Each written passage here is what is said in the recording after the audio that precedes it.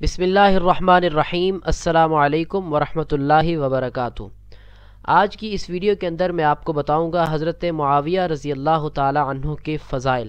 حضرت معاویہ کی کیا فضیلت تھی، آج کی اس ویڈیو کے اندر ہم اس کے بارے میں تذکرہ کریں گے۔ تو حضرت معاویہ رضی اللہ تعالی عنہ کی سب سے پہلی فضیلت جو ہے کہ وہ کاتب وحی ہیں، وحی کو لکھنے والے حضرت معاویہ رضی اللہ تعالی عنہ تھے۔ نمبر 2، نبی کریم صلی اللہ علیہ وسلم نے ان الفاظ سے دعا دی تھی حضرت معاویہ رضی اللہ تعالی عنہ کو، اللہم اجعلہ ہادیا مہدیا واہدہ واہد بہ، اللہم اجعلہ ہادیا مہدیا واہدہ واہد بہ۔ نمبر 3، آپ امت کے ماموں ہیں، اس لیے کہ ام المؤمنین ام حبیبہ رضی اللہ تعالی عنہ کے بھائی ہیں۔